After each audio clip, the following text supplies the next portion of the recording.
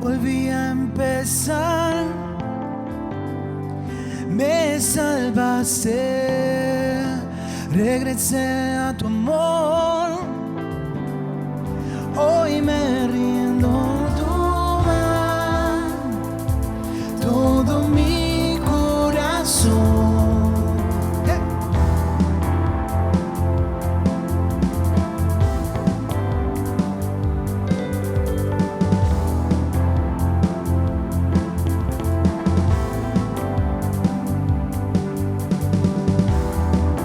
De la opresión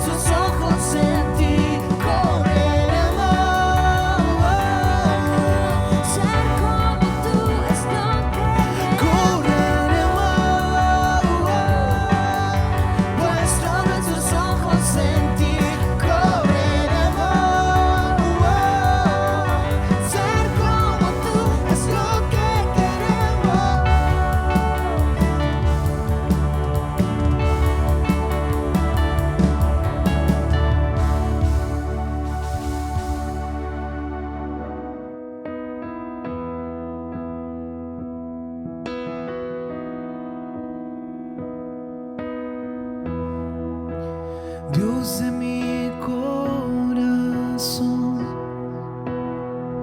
en ti encontré mi salvación.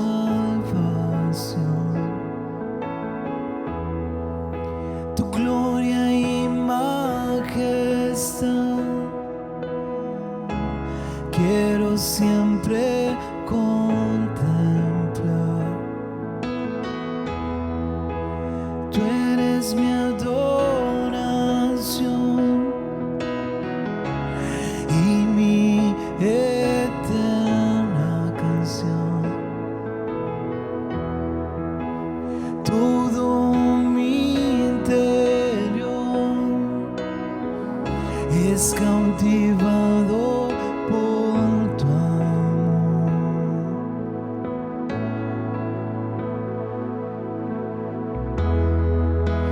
Tú eres Dios eterno, solo tú eres bueno, Dios incomparable, eres tú. Nunca me separaré de tu gran amor,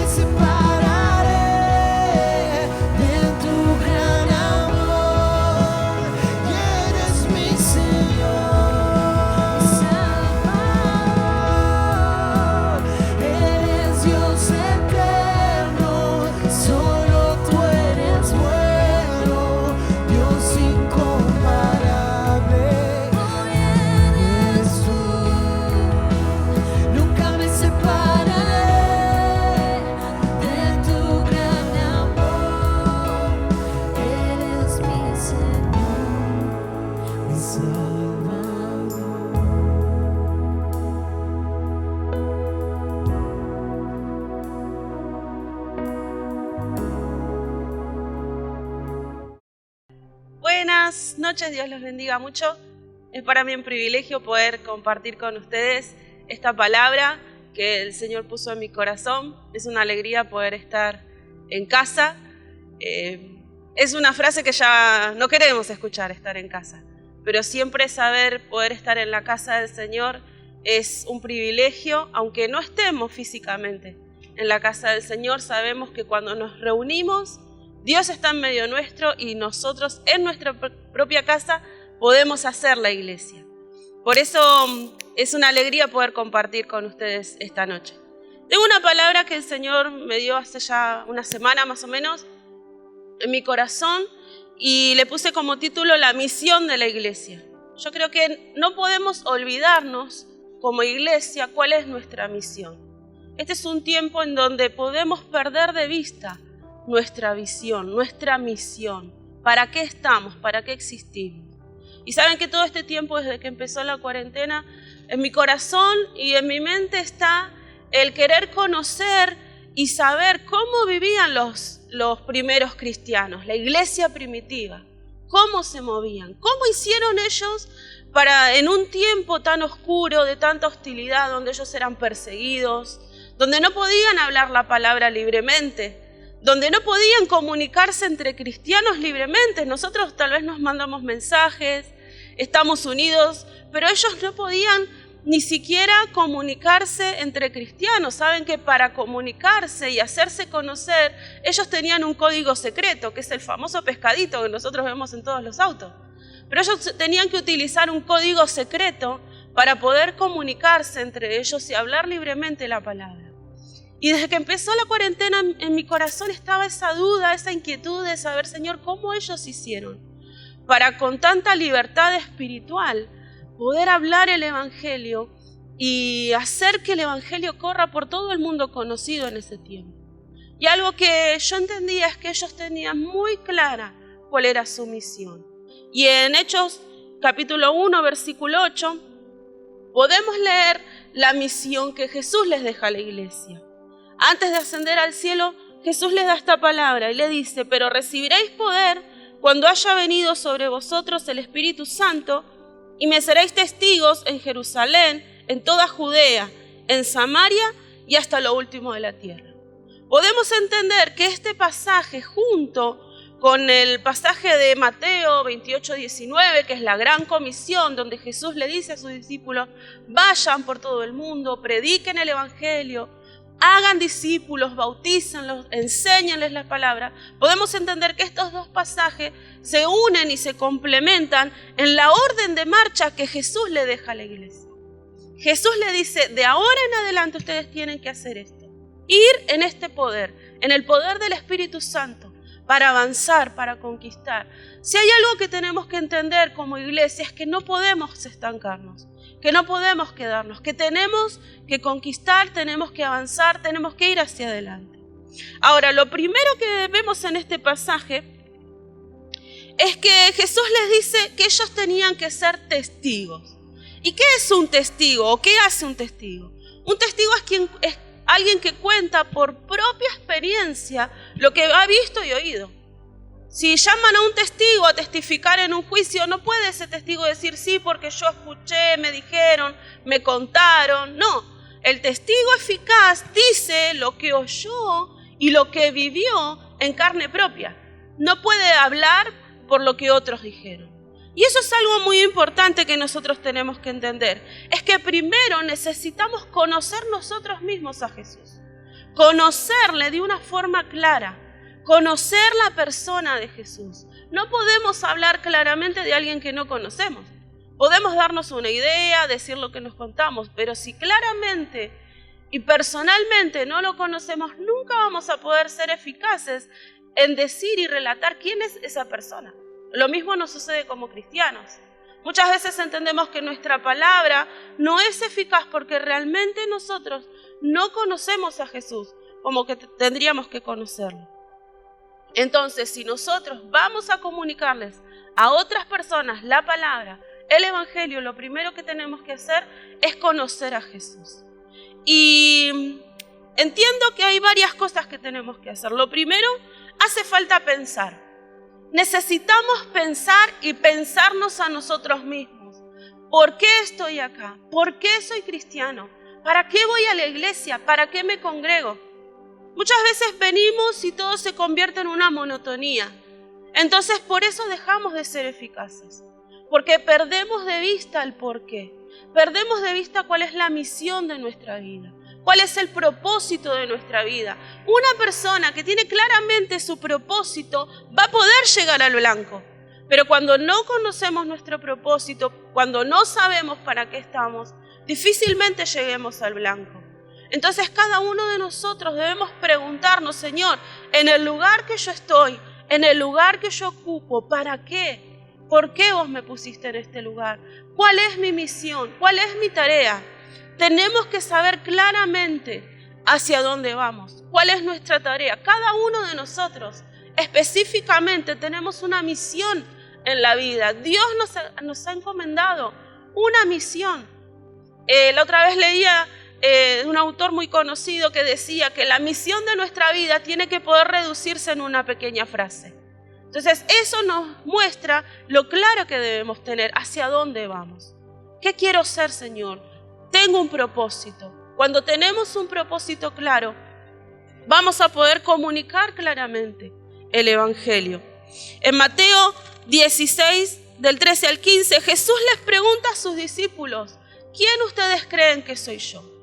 Y yo creo que esto es algo que nosotros nos debemos preguntar todos los días. ¿Quién creo yo que es Jesús? ¿Es el Señor de mi vida?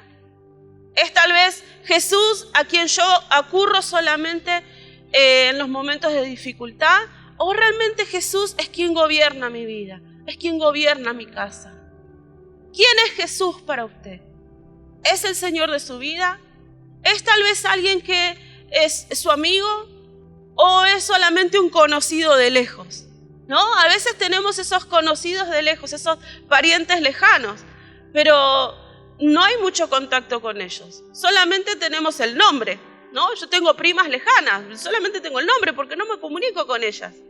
¿No? Sé que son mis primas, pero no las conozco. Ahora, y tal vez tengo amigos que sí los conozco mucho más que si fueran personas de sangre. ¿Por qué? Porque ahí está esa comunión, porque está esa cercanía. Ahora, ¿quién es Jesús para mí? ¿Es esa persona cercana? ¿Es mi Dios? ¿Es mi Señor? ¿Es quien gobierna mi vida? ¿Es mi Kyrios? Entonces nosotros tenemos que preguntarnos quién es Jesús para nosotros. No basta con repetir lo que es Jesús para otros. Tal vez muchos de nosotros vamos como familia a la iglesia, ¿no? Tal vez a usted lo trajeron a la iglesia, a su esposa, a su esposo, a sus padres, y usted asiste. Bueno, ahora no, pero asistimos, nos congregamos. Pero tal vez venimos por lo que otros nos dicen. Es un tiempo para conocer claramente a Jesús. Este es un tiempo específico, señalado por Dios para que nosotros podamos conocerle. Lo segundo es que tenemos que saber por experiencia. No podemos saber por lo que nos cuentan. No podemos saber por lo que oímos de otros. Nos encanta mucho escuchar prédicas, o no, a mí me encanta escuchar prédicas, pero las palabras que quedan grabadas en mi corazón son las que realmente Dios me habla en el lugar secreto. Es difícil a veces, ¿no? Usted, fíjese, muchas veces decimos, ¿cómo me gustaría tener el tiempo para dedicarme a leer la Biblia y dedicarme a orar? Y tal vez hoy que usted tiene el tiempo no lo está haciendo. ¿Por qué? Porque falta esa cercanía con el Señor. Entonces, este es un tiempo para romper techos, para romper las barreras, para ver por qué yo no puedo hoy acercarme al Señor. Tal vez haya que pensar a Dios como ese Padre, tener ese espíritu de adopción. Algo que nosotros tenemos que saber es que cuando conocemos, realmente podemos creer y podemos tener confianza. Si yo conozco al Señor, voy a creer en Él, pero también voy a ser una hija confiada porque lo conozco. Sé que no me va a abandonar. Para muchos sé que este es un tiempo muy difícil en donde han encontrado que su fe les está faltando. Entonces, ¿cómo podemos hacer que esa fe crezca? Conociendo a Jesús. Cuando yo lo conozco, tengo la seguridad y la certeza de que no me va a abandonar, de que no me va a dejar. Y como dice la palabra, van a caer a mi lado 1000 y 10.000 a mi diestra, pero a mí no me tocarán porque conozco, porque habito bajo el abrigo del Altísimo. Y eso es algo muy importante, habitar bajo ese abrigo, ser hijo de ese abrigo, estar en ese abrigo, estar en esa casa. No podemos pedirle al Señor que Él nos cuide si nosotros nos vamos y venimos de ese abrigo. Es imposible, tenemos que habitar bajo ese abrigo, bajo esa gracia. La gracia del Señor es suficiente para darnos a nosotros la bendición que Él tiene preparada. Hay tantas bendiciones que tenemos preparadas, que están preparadas. Jesús dijo, yo voy y les voy a preparar una morada. ¿No? Hay tanto que Dios preparó para nosotros y muchas veces en nuestro corazón todavía está ese temor, esa tristeza, esa falta de confianza. ¿Qué es lo que necesitamos? Acercarnos a Jesús, conocerlo, hablar con Él, entrar en intimidad con Él. Orar es las cosas más sencillas que podemos hacer, porque es decir claramente lo que hay en nuestro corazón. Es hablar con el Señor sinceramente. Muchas veces queremos esconderle al Señor nuestros temores, pero yo creo que es mucho más beneficiosa una oración diciéndole, Señor, tengo miedo, ¿no? Que decir, bueno, sí, Dios me ayudará, pero dentro de mi interior no lo creo realmente. Entonces, fíjense, cuando Jesús va a hacer un milagro, este hombre le dice, Señor, ayúdame en mi fe, ¿no? Y fue una oración tan sincera. Él no se presentó delante de Jesús diciéndole, bueno, sí, Señor, yo creo.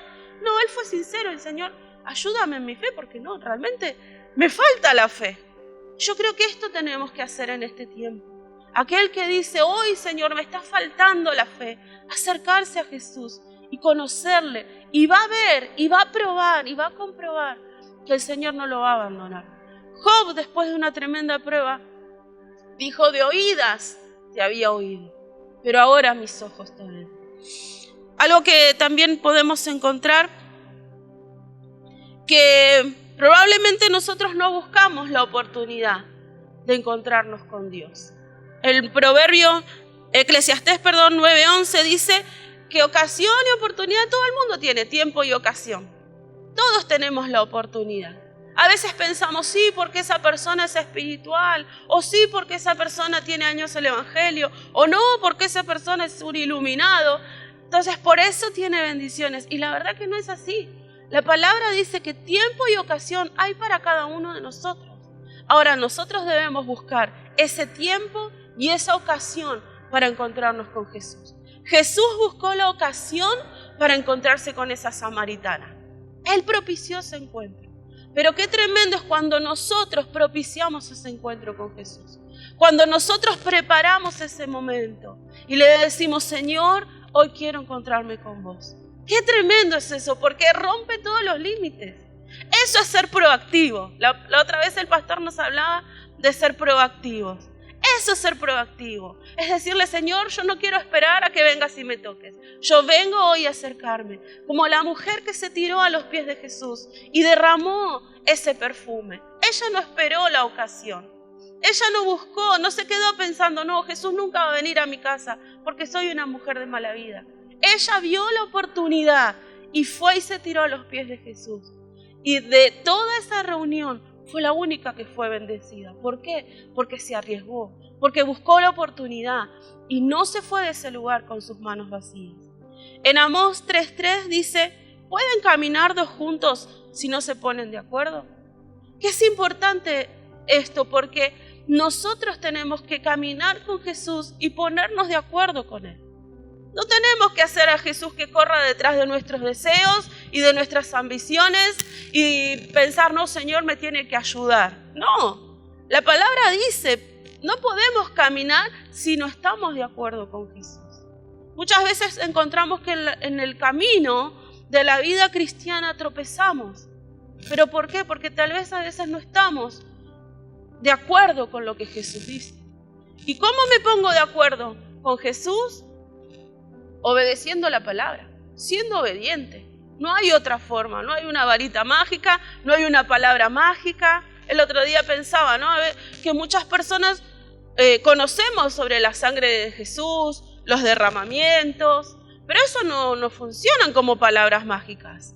¿Cuándo funcionan? Cuando estamos en obediencia a la palabra del Señor. Por eso en Apocalipsis dice, ellos han vencido por la sangre del Cordero y la palabra del testimonio. ¿De qué habla el testimonio? De estar de acuerdo con Dios, pero también de ser de testimonio para otros. Cuando mi testimonio, lo que yo hago, está de acuerdo con lo que dice la palabra. No podemos tomar la palabra como palabras mágicas, que lo usamos para decir lo que Dios tiene que hacer. No. Yo tengo que estar de acuerdo con lo que dice la palabra. Y la palabra dice que en la obediencia está la bendición. En la obediencia. No hay otra forma. Cuando somos obedientes va a venir la bendición. Y muchas veces caemos en el error de pensar, pero yo estoy siendo obediente y no pasa nada, ¿no? Era el pensamiento de Asaf. Cuando en el Salmo 73 él mira cómo los malos prosperaban y él decía, pero yo, ¿cómo puede ser que ellos prosperen y a mí me va tan mal? Hasta que él dice, hasta que entrando en la presencia de Dios. Ahí entendí. Soy como una bestia, dijo, ¿no? A veces yo le digo lo mismo, Señor, qué bestia que soy, mirá lo que estoy pensando. ¿Por qué? Dijo, yo entiendo, claro, yo estoy todos los días delante de la presencia de Dios.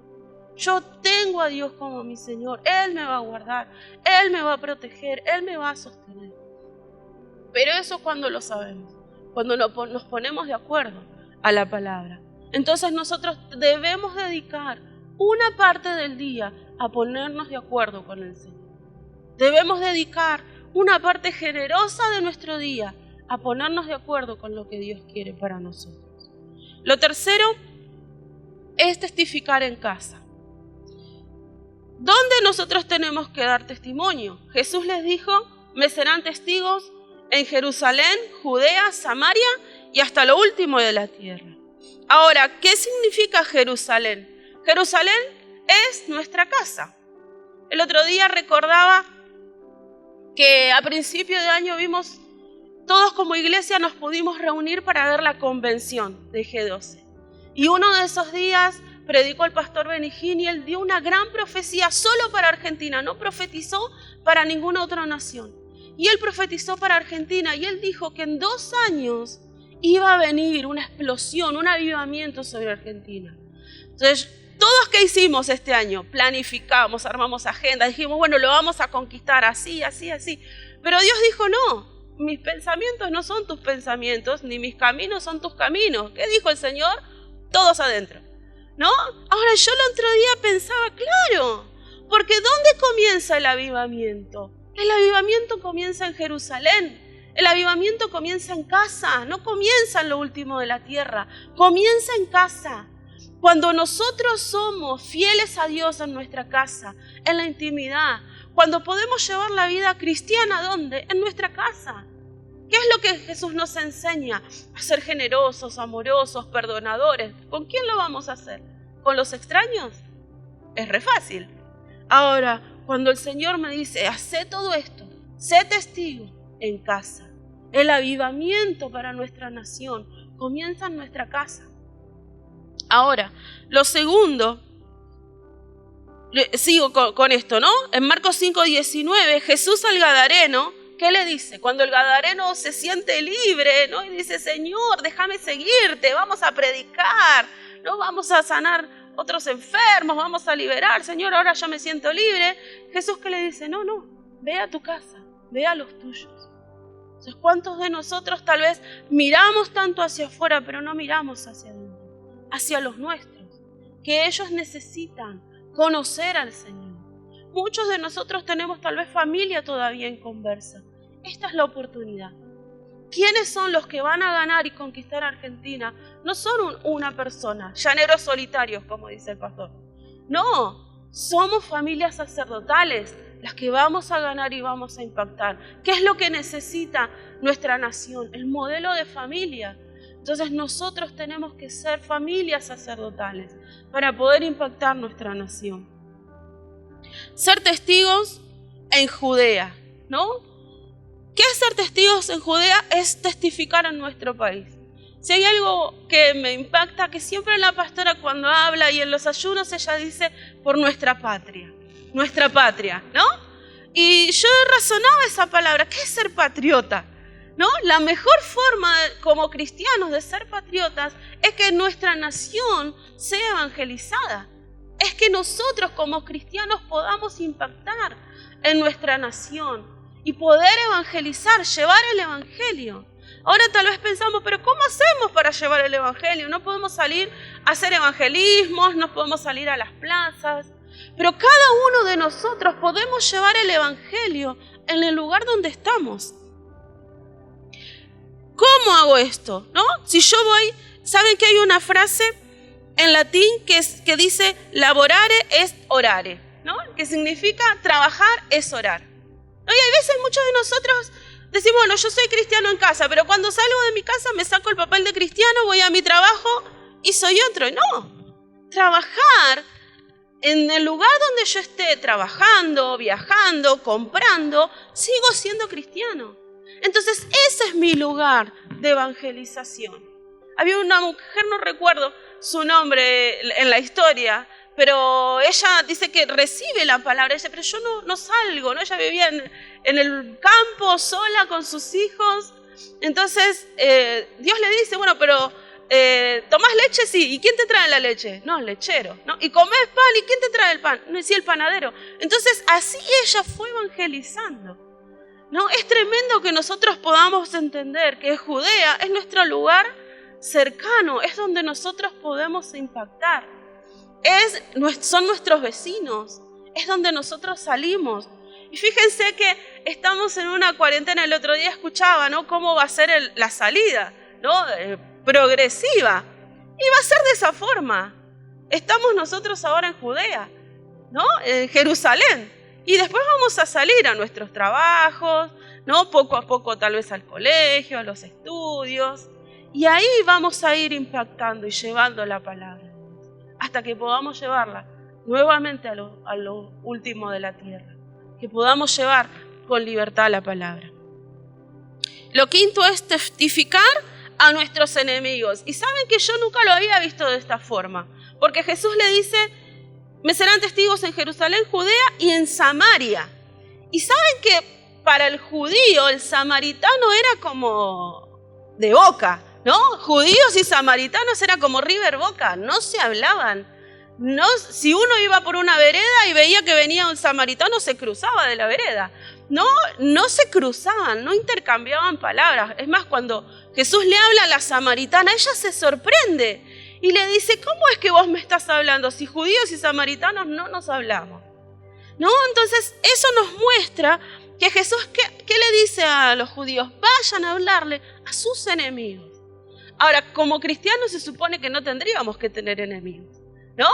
Pero muchas veces tenemos esas personas con las que, no, yo no le hablo a esa persona, ¿no? O, sí tengo ese familiar que no, un día pasó algo y ya le dejé de hablar, él en su casa, yo en la mía, ¿no? Y Dios tal vez hoy nos está desafiando a que podamos llegar a esas personas. ¿Cómo uno puede ser amigo? Haciéndose amigo, dando ese primer paso. Me impacta que siempre Jesús nos lleva a que nosotros podamos dar ese primer paso, ¿no? En la oración que Jesús hace dice, Padre, perdónanos así como también nosotros perdonamos a los que nos ofenden. Fíjense que cuando nosotros damos ese primer paso, Dios obra. Entonces tal vez hoy Dios nos esté llamando a poder restaurar relaciones, a poder llevar esa unción de restauración, a no tener enemistad con nadie. Pablo decía, en cuanto a mí dependa, yo tengo que estar bien con todos. Es una forma de ser cristiano y mostrar el evangelio. El punto 6 es testificar en todo el mundo. Jesús nos encargó a nosotros que podamos ser testigos y llevar el evangelio a todo el mundo. Saben que yo sigo una página por Facebook que se llama Open Door, que siempre nos da noticias sobre los misioneros, ¿no? Y nuestra iglesia tiene que estar comprometida a llevar la palabra.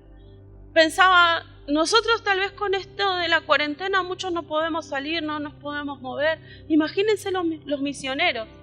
Leía el otro día que para ellos es muy difícil poder darle algo, compartir. Nosotros todas las semanas o una vez por mes reunimos esa canasta de amor para poder llevarle a los hermanos. Y saben que para los misioneros hacer esto tan sencillo que tal vez es para nosotros hoy es completamente difícil, porque muestra que son cristianos.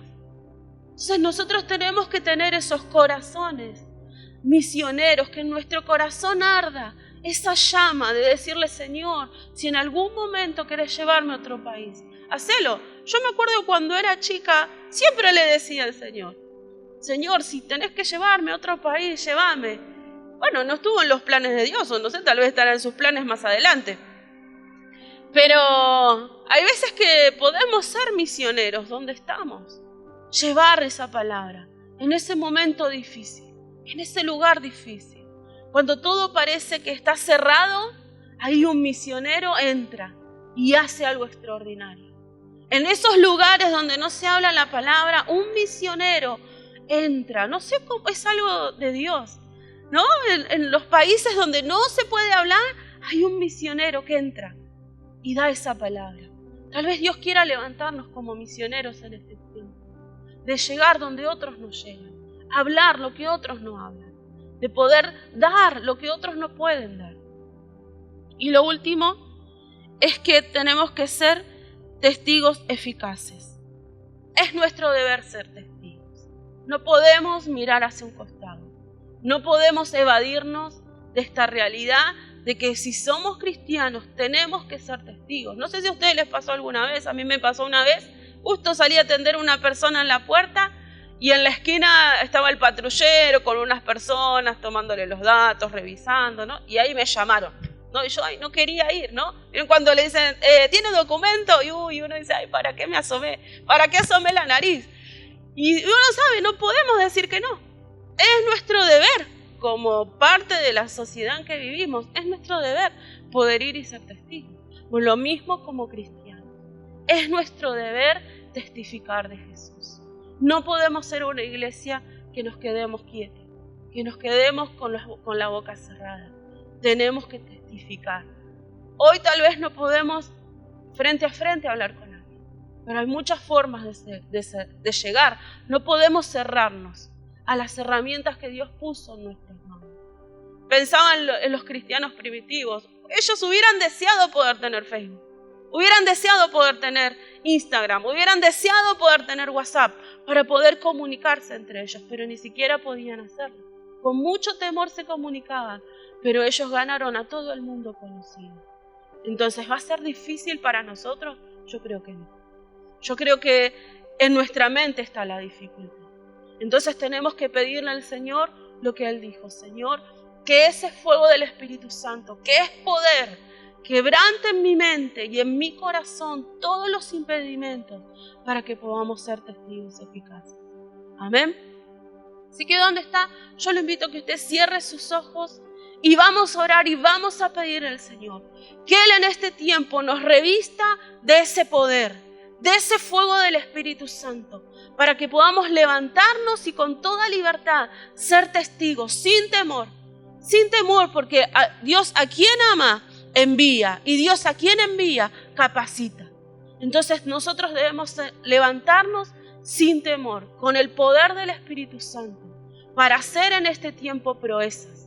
Hay un salmo que dice, harán proezas, y en este tiempo, predicar el Evangelio es hacer proezas. Así que donde usted está, cierre sus ojos y vamos a orar. Señor, en el nombre de Jesús, hoy te pido, Padre, que esta palabra pueda encendernos como iglesia. Que cada uno de nosotros podamos, Señor, tomar la misión que tú nos has encomendado hace tantos años. Esa orden de marcha de Jesús como nuestro general que nos destinó, Señor, para ser testigos eficaces, Señor. Hoy pueda arder en nuestros corazones y podamos levantarnos, Señor, como una iglesia llena de poder y en este tiempo hacer proezas. Levantarnos como una iglesia que rompe todos los techos, que rompe, Señor, todas las leyes espirituales en contra, Padre, y podamos hacer en ti, Señor, en tu nombre lo que tú nos has encomendado. Ir y hacer discípulos, discipularlos en el nombre de Jesús, Señor, y llevarlos a vivir una vida de piedad, Señor, una vida gobernada por ti, Señor, que podamos ser testigos eficaces, Señor. Rompe los temores en nuestra mente y en nuestro corazón. Rompe las limitaciones, Señor, que nos han mantenido estáticos hasta este tiempo, y que podamos levantarnos en el poder de tu Espíritu Santo y llevar tu palabra. En el nombre de Jesús te doy gracias, Señor. Amén y amén. Amén, iglesia. Que el Señor los bendiga mucho.